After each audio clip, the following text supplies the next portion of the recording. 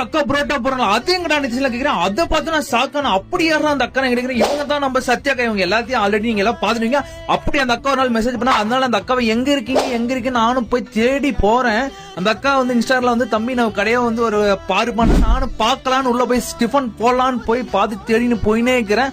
அப்படி என்னடா அந்த அக்காக்கள் அப்படி சாரிசுமா இருந்துச்சுன்னு கேட்டீங்க. நானும் போய் அந்த அக்கா தேடி ஆனா கடை லாஸ்ட்ல சிக்கிரிச்சு கண்ணுக்கு. சரி என்னதான் பண்ணு பார்த்தா அண்ணா ஒரு இட்லியை எடுத்து வைனா, நம்மளுக்கு இட்லி ரொம்ப பந்தபாசம் அதிகமாடி. எப்ப நம்ம இட்லி தான் முதல்ல டேஸ்ட் பண்றேன். அக்காக்கு இட்லி எடுத்தா அப்படி சும்மா கொதிக்குது. ஆனா சாஃப்டா இருந்துச்சு. அக்கா தர 3 விதமான சட்னி தொட்டு அந்த இட்லியை வாயில எடுத்து வாயில விட்டா சும்மா லவா லட்டு மாதிரி உள்ள சும்மா வலிவின் உள்ள போது. ஆல்ரெடி செந்தில் நகர்ல இந்த மாதிரி கடையில யாராச்சும் சாப்பிட்டு இருந்தா அந்த அக்காவோட டேஸ்டிங் பத்தி கீழே ஒரு கமெண்ட் போட்டு விடுங்க. அக்காவோட குணத்தை பத்தி எப்படின்னு ஒரு கமெண்ட் பண்ண. அடுத்தது நம்ம வந்து ஆனியன் ஊத்தாப்பம் எல்லாத்துக்கும் ஞாபகம் வந்து எனக்கு லாஸ்டா மணியண்ணங்களை நம்ம சாப்பிடுது பஸ் ஸ்டாண்ட்ல. சரி அக்கா கிட்ட சொன்னா அக்கா நல்லா பரபரன்னு நம்மளுக்கு வெங்காயத்தை போட்டு சும்மா அழகா ரெடி பண்ணி தர